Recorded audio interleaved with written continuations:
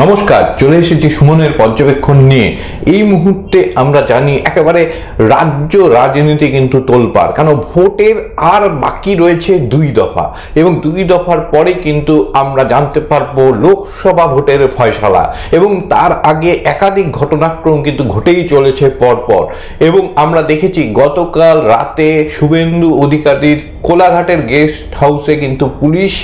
গিয়েছিল এবং সেখানে কিন্তু এক বিতর্কের সৃষ্টি হয়, যা নিয়ে শুভেন্দু অধিকারী কিন্তু হাইকোর্টে মামলা করেন। অন্যদিকে হিরণ চ্যাটার্জি, যিনি এবার ঘাটালে বিজেপি প্রার্থী, তার যে সেক্রেটারি, তার 2 জন সেক্রেটারি, তার মধ্যে একজন সেক্রেটারি, সেই সেক্রেটারির বাড়িতেও কিন্তু ভোর রাতে হঠাৎ করে পুলিশ কিন্তু হানা দেয় এবং সেই নিয়েও কিন্তু বিতর্ক হয়। ফেসবুক লাইভ করেন হিরণ চ্যাটার্জি এবং তিনি কিন্তু গুরুতর অভিযোগ আনেন পুলিশের বিরুদ্ধে এবং সেটা নিয়েও কিন্তু ইতিমধ্যে মামলা হয়েছে এবং মামলা গ্রহণ করা হয়েছে বলে জানা যাচ্ছে এবং শুক্রবার এই 2 মামলার কিন্তু শুনানি হবে এমনটাই কিন্তু জানা যাচ্ছে। সুতরাং আমরা দেখতে পাচ্ছি যে ভোটের আবহ একেবারে শেষ মুহূর্তে তখন কিন্তু টান টান উত্তেজনা এবং পুলিশি সক্রিয়তা কিন্তু দেখা যাচ্ছে এবং পুলিশি সক্রিয়তা নিয়ে যেমন প্রশ্ন উঠছে, আবার অনেক সময় পুলিশি যে নিষ্ক্রিয়তা সেটা নিয়েও কিন্তু প্রশ্ন ওঠে। অর্থাৎ এই জায়গায় দাঁড়িয়ে এবারের যে নির্বাচন, সেই নির্বাচন কিন্তু অত্যন্ত গুরুত্বপূর্ণ সব কয়টি রাজনৈতিক দলের কাছে। কেন সব কয়টি রাজনৈতিক দলের কাছে? কারণ দীর্ঘদিন পর আমরা দেখতে পাচ্ছি যে লোকসভা নির্বাচন 2024কে ঘিরে একেবারে বামফ্রন্ট, বিশেষত সিপিএম, তারা কিন্তু কোমর বেঁধে নেমেছেন এবং তাদের মধ্যে কিন্তু যথেষ্ট উদ্দীপনা দেখা যাচ্ছে, যেটা বিগত বছরগুলোর তুলনায় আমরা যদি দেখি তাহলে কিন্তু অত্যন্ত তাৎপর্যপূর্ণ। এবং বামফ্রন্টের বিশেষত সিপিএম এর যারা নেতা নেত্রী রয়েছেন, এবার কিন্তু ইয়াং ব্রিগেডকে নামানো হয়েছে এবং যারা তরুণ প্রজন্মের নেতা নেত্রী রয়েছেন তারা কিন্তু একেবারে সমানে সমানে কিন্তু লড়াই দিচ্ছে। এবং এই সিপিএম যদি যেভাবে তারা প্রচার করছে, যেভাবে মানুষের জনসমর্থন তারা দেখতে পাচ্ছে জনসভাগুলিতে, রোড শোগুলিতে, মিছিল মিটিংয়ে, সেটা যদি ভোট বাক্সে প্রতিফলন হয় তাহলে ফলাফল কি হবে সে নিয়েও কিন্তু একটা বিশ্লেষণ চলছে জোর কদমে। এবং তার মধ্যে কিন্তু যে গুরুত্বপূর্ণ যে অভিযোগ, সেই অভিযোগ কিন্তু আসতে শুরু করেছে। যেই অভিযোগগুলি আমরা দেখেছি 2021 সাল থেকে আসতে শুরু করেছে, অর্থাৎ 2021 সালের যে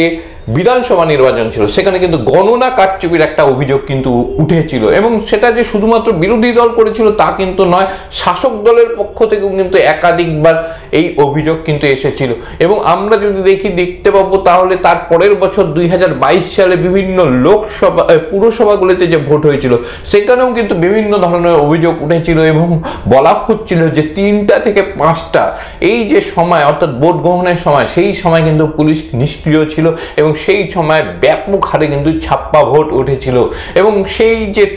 তর্ক বিতর্ক এগুলো কিন্তু চলতে চলে আসে 2023 সাল এবং 2023 সালে আমরা জানি যে পঞ্চায়েত নির্বাচন হয় এবং পঞ্চায়েত নির্বাচন যে ভোটের যে প্রক্রিয়া সেটা যখন চলছিল তখনই কিন্তু বিভিন্ন ধরনের অভিযোগ উঠতে থাকে এবং ভোট গ্রহণের সময় বলা হয় যে ডবল ব্যালট কিন্তু ব্যবহার করা হচ্ছে। অর্থাৎ প্রথম আমরা যদি দেখি 2021 সালে যে শব্দবন্ধ কিন্তু ব্যবহার হচ্ছিল গণনায় কারচুপি, 2022 সালে যখন পৌরসভা ভোট হচ্ছিল তখন কিন্তু আমরা নতুন শব্দ শুনতে পাই যে 3টা থেকে 5টা, অর্থাৎ সেই যে ছাপ্পা। এবং পরবর্তী সময় কিন্তু একটা সময় আমরা দেখতে পেরেছি বিরোধী দলগুলি যারা কিন্তু অভিযোগ আনতে থাকেন, শাসক যারা নির্বাচিত হন তাদের বিরুদ্ধে যে ছাপ্পা কাউন্সিলর এবং নতুন শব্দবন্ধ আমরা কিন্তু শুনতে পাই ছাপ্পা কাউন্সিলর। আর 2023 সালে আমরা যদি দেখি তাহলে কিন্তু একেবারে শিরোনামে চলে আসে খবরে সেটা ডবল ব্যালট। 2024 সালে এবারের যে নির্বাচন, সেই নির্বাচনে এখনো পর্যন্ত কিন্তু তেমন কোনো শব্দবন্ধ আমরা পাচ্ছিলাম না, না চিরা গুড়, না গুড় বাতাসা, না পাচন, না অন্য কোনো শব্দবন্ধ আমরা কিন্তু পাচ্ছি না। কিন্তু হঠাৎ করে একটা শব্দবন্ধ কিন্তু আমরা শুনতে পাচ্ছি বা আলোচনার কেন্দ্রবিন্দুতে চলে এসেছে, সেটা হচ্ছে নকল আই কার্ড। হ্যাঁ, নকল আই কার্ড, সেই বিষয়টি কি সেটা কিন্তু একটা চর্চার বিষয় হয়ে রয়েছে। নকল আই কার্ড, এই নকল আই কার্ড কি জিনিস, এটা নিয়ে কিন্তু যখন চর্চা হচ্ছে, বিভিন্ন ধরনের ভিডিও ভাইরাল হচ্ছে, তখন কিন্তু এই বিষয়ে আমি একটু জানবার চেষ্টা করি, ভাইরালগুলির যে ভিডিও সেগুলিকে বুঝবার চেষ্টা করি। তখন আমরা যে জানতে পারি যে এবারের যে নির্বাচন, সেই নির্বাচনে একটা নতুন শব্দবন্ধ কিন্তু ইতিমধ্যে আমদানি হয়েছে, সেটার নাম নকল আই কার্ড। হ্যাঁ, নকল আই কার্ড। এই নকল আই কার্ড কাদের দেওয়া হবে, নকল আই কার্ড ব্যবহার করে কি লাভ হবে, সে নিয়ে কিন্তু অনেক চর্চা এবং তর্ক বিতর্ক কিন্তু চলছে। প্রাথমিকভাবে বিজেপির পক্ষ থেকে বা বিজেপির যারা প্রার্থী রয়েছেন বা নেতা নেত্রী রয়েছেন তাদের পক্ষ থেকে যেটা দাবি করা হচ্ছে, এইবারের যে নির্বাচন, সেই নির্বাচনে ভোট কৌশলী কিন্তু একটা অভিনব একটা কিন্তু কৌশল নিয়েছে। এবং ভোট কৌশলের যে সংস্থা প্যাক তারা কিন্তু বিভিন্ন ধরনের একটা কৌশল কিন্তু প্রথম থেকেই নিচ্ছিল এবং একটা অভিযোগ উঠছিল যে তারা বিভিন্ন বিধানসভা পিছু একটা মোটা অঙ্ক কিন্তু পাঠিয়ে রেখেছে এবং সেই অঙ্কের যে টাকা, সেই টাকা কিন্তু খরচ করা হচ্ছে যাতে যারা বিজেপির প্রার্থী হবেন বা বিজেপির যারা বিগত দিনের সাংসদ ছিলেন তাদের বিরুদ্ধে যাতে মানুষের মধ্যে একটা গণ বিক্ষোভ দেখানো যায়, তার জন্য কিন্তু প্রচেষ্টা চলছিল। এবং আমরা দেখেছিলাম যে লোকসভা ভোটের নির্ঘণ্ট প্রকাশিত হওয়ার আগে থেকে কিন্তু বেশ কয়েকজন বিজেপি সাংসদ তাদেরকে ঘিরে ধরে কিন্তু বিক্ষোভ হচ্ছিল এবং সেটাও কিন্তু একটা রণকৌশল, এমনটাই কিন্তু দাবি করেন বা অভিযোগ করেন শাসক দলের বিরুদ্ধে বিরোধী দলগুলি। এবং আমরা যদি দেখি তাহলে দেখতে পাবো এই যে পরম্পরা, এই পরম্পরা কিন্তু শেষ হয়নি। যখন ভোট প্রক্রিয়া শুরু হয়, বিজ্ঞপ্তি ঘোষিত হয়, তারপরেও কিন্তু দেখা গিয়েছে যখন যেখানে গিয়েছেন বিজেপি নেতা নেত্রী বা প্রার্থীরা, তাদের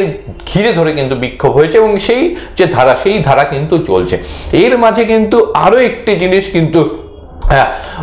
যারা বিরোধী দল রয়েছে তাদের কিন্তু নজর এড়ায়নি এবং তারা কিন্তু অভিযোগ করেছেন যে এবার কৌশলী কিন্তু একটা নতুন কৌশল নিয়েছেন, যে বিভিন্ন যে কেন্দ্রগুলি রয়েছে সেখানে কিন্তু তারা একজন করে কিন্তু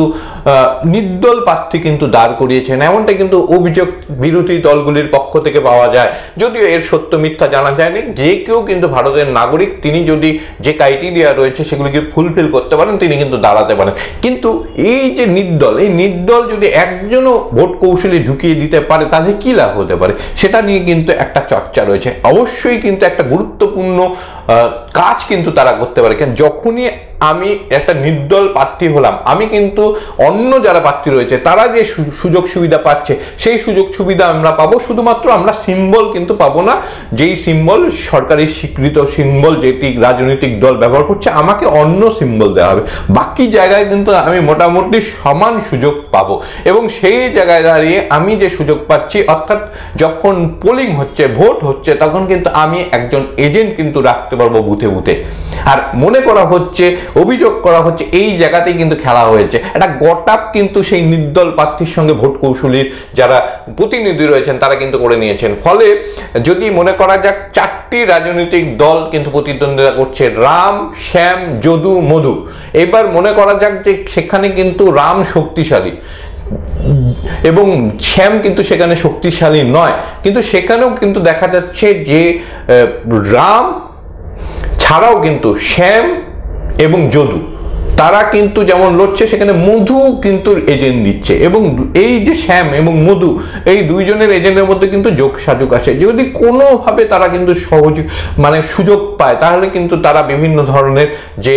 ঘটনাক্রম, সেই ঘটনাক্রম যেগুলো বিগত দিনে কিন্তু অভিযোগ উঠেছিল সেগুলি ঘটানোর মতন জায়গা থাকে। কিন্তু নির্বাচন কমিশন কিন্তু এবার অত্যন্ত সক্রিয় ছিল, ফলে সেই জায়গাটা কিন্তু অনেকটাই সীমিত হয়ে যায়। অন্তত প্রথম দফা, দ্বিতীয় দফা, তৃতীয় দফাতে কিন্তু দেখা যায়নি। চতুর্থ দফা থেকে কিছু অভিযোগ আসতে শুরু করে, পঞ্চম দফা সেটা ব্যাপক হারে আসতে শুরু করে। এবার হচ্ছে আরো একটি মজার খেলা কিন্তু এখানে হতে পারে। যদি দেখা যায় ভোট কৌশলীর বিরুদ্ধে যে অভিযোগ আনা হচ্ছে সেটা যদি সঠিক হয়, অর্থাৎ শ্যাম এবং মধু, এই যে অর্থাৎ শ্যাম এবং যে নির্দল প্রার্থী যারা কিন্তু গটাপ করে রেখেছে, তারা যদি মিলিতভাবে সেখানে যখন স্ট্রংরুম পাহারা দেওয়ার ব্যাপার আছে, কোনো অভিযোগ যদি ওঠে, তারা কিন্তু সংখ্যাগরিষ্ঠ হয়ে যাচ্ছে। এবং আরো একটি বিষয় কিন্তু রয়েছে, যখন মনে করা যাক যে ভোটের কাউন্টিং করা হবে, তখন কিন্তু তাদেরও কিন্তু একজন কাউন্টিং এজেন্ট থাকবে এবং এই যে তাদের একটা একই সংখ্যক কাউন্টিং এজেন্ট থাকবে, ফলে শ্যামের যতজন কাউন্টিং এজেন্ট থাকবে সমসংখ্যক যদি আবার মধুর কাউন্টিং এজেন্ট থাকে তাহলে কিন্তু ডবল হয়ে গেল। এইবার রামকে প্রথমে যেটা চেষ্টা করা হবে, যেটা অভিযোগ করা হচ্ছে, যে তাদেরকে বিভিন্ন ধারায় প্রলোভন দেওয়া হবে, তাদের পক্ষে যারা কিন্তু কাউন্টিং এজেন্ট হবেন, এবং সেই সঙ্গে প্রলোভনে যদি কাজে না হয় তাহলে বিভিন্ন ধরনের তাদের বিরুদ্ধে কিন্তু অভিযোগ বা তাদেরকে বিভিন্নভাবে একটা হেনস্থা করার কিন্তু সম্ভাবনা থাকছে, যাতে তারা কাউন্টিং সেন্টারে না যান, এবং যদি কাউন্টিং সেন্টারেও পৌঁছে যান এবার যেটা করা হবে, যেহেতু শ্যাম এবং মধু সম্মিলিতভাবে বিভিন্ন ধরনের অভিযোগ আনতে থাকবে কাউন্টিং সেন্টারের ভিতরে, এবং সেটার সময় যদি দেখা যায় যে ভোট কৌশলীর কোনো লোকজন যদি ভিতরে থাকেন তাহলে কিন্তু তারা সেখানে কিন্তু আবার ঘি ঢালবেন, এবং ঘি ঢালার ফলে যেটা হবে এখানে কিন্তু একটা কিন্তু সমস্যা তৈরি হবে, ঝামেলা তৈরি হবে, এবং সেই সুযোগেই কিন্তু ভোটে একটা বড় সড়ো উলটপালটের সম্ভাবনা থাকছে বলে দাবি করা হচ্ছে বিরোধী দলগুলির পক্ষ থেকে। আর এইখানেই কিন্তু এই যে প্যাক বা যারা ভোট কৌশলী তাদের যে প্রতিনিধিরা ঢুকবে কিভাবে, কারণ আমরা জানি প্রতিটি বিধানসভা রয়েছে, 7টি বিধানসভা নিয়ে একটি করে কিন্তু লোকসভা গঠিত হচ্ছে। মনে করা যাক 7টি বিধানসভায় আমরা যদি দেখি তাহলে একজন আরও থাকবেন, তার সঙ্গে আরও থাকবেন, তার সঙ্গে 2জন ভোট কর্মী সরকারি থাকবেন। যদি মনে করা যাক 4জনও থাকে তাহলে 4-7টা আমরা ধরে নিচ্ছি 28 জন থাকবেন, এবং 28 জনের জায়গায় ধরুন আরও আপনার বেশ কয়েকজন আপনি যদি যুক্ত করেন, মনে করেন 40 থেকে 42 জন কিন্তু সেখানে সরকারি কর্মী থাকার কথা, এবং সেই জায়গাতে মনে করা হচ্ছে যে আরও 30 জন বা 25 জনকে কিন্তু অতিরিক্ত সাপ্লিমেন্টারি বলে ঢুকিয়ে দেওয়ার একটা কিন্তু সম্ভাবনা আছে। এই জায়গাটাকেই বলা হচ্ছে যে নকল আই কার্ড ব্যবহার, এবং এদেরকে আটকাতে হবে এমনটাই কিন্তু দাবি করছেন যারা বিরোধী দলের রয়েছেন, কারণ এরা যদি ভিতরে ঢুকে যায় তাহলে কিন্তু 2021 সালের মতো একটা বড় সড়ো খেলা হতে, কারণ মাঝখানে যদি লোডশেডিং হয়ে যায়, যদি সার্ভার কোনোভাবে ডাউন করে দেওয়া সম্ভব হয়, বা সার্ভারের তথ্য যেটা কিন্তু নথিভুক্ত হওয়ার কথা সেটাকে নথিভুক্ত করতে দেরি করা হয়, তাহলে কিন্তু ডিলে হতে থাকবে, এবং এই যে সময় যেতে থাকবে, কারণ আমরা স্বাভাবিকভাবেই জানি যে যখন লোকসভা নির্বাচন হয়, লোকসভা নির্বাচনের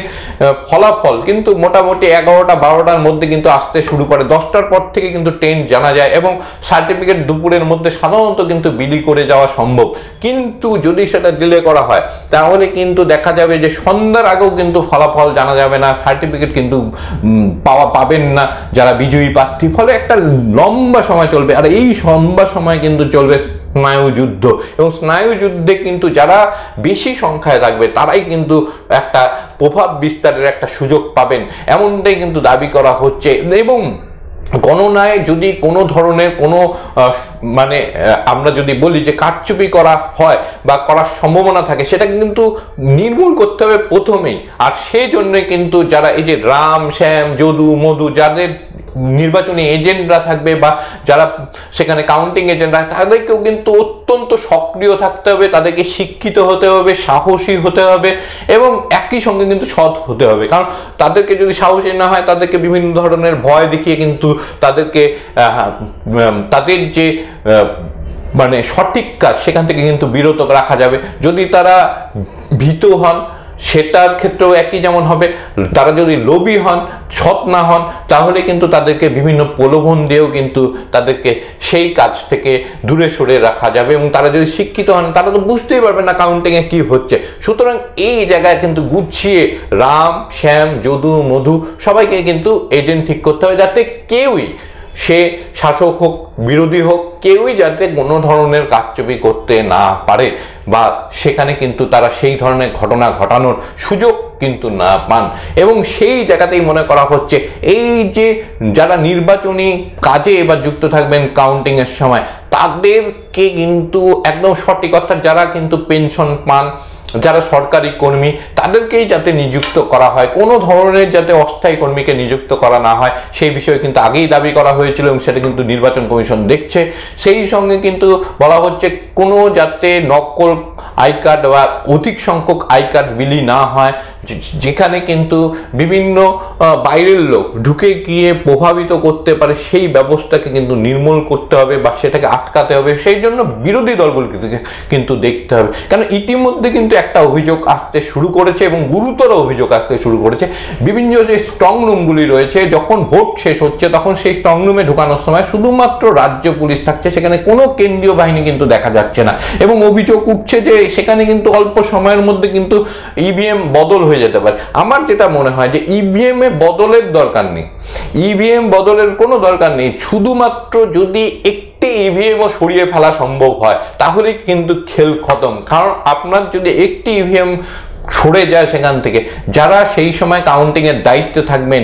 এআরও বা আরও, তাদের কিন্তু মাথা খারাপ হতে বাধ্য, কারণ তাদের তো মেলাতে হবে, এবং এই জায়গাতেই কিন্তু একটা বড় খেলা হওয়ার সম্ভাবনা রয়েছে। যদি একটি ইভিএমও সরিয়ে ফেলা সম্ভব হয় যে কোনো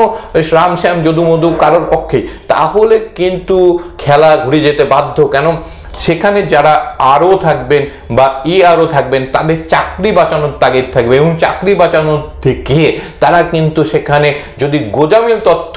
চলে আসে, সেই গোজামিল তথ্য দিয়েও কিন্তু তারা কিন্তু মেলানোর চেষ্টা করবে। আর সত্যি সত্যি যদি সেই জায়গায়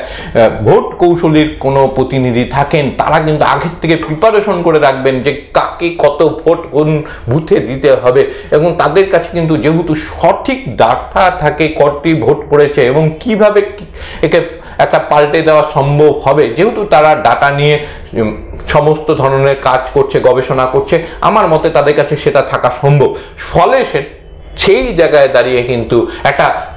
ব্যাপক পরিবর্তনের কিন্তু সম্ভাবনা অনেকেই দেখছেন বা অভিযোগ করছেন, এবং এইগুলি শুধুমাত্র অভিযোগ, ভাইরাল যেগুলি হচ্ছে ভিডিও, সেগুলি নিয়ে কিন্তু আমি আলোকপাত করলাম। তবে এই সম্ভাবনা কিন্তু যদি থাকেও সেটাকে কিন্তু নির্মূল করতে হবে, নির্বাচন কমিশনকে কঠোর ব্যবস্থা নিতে হবে।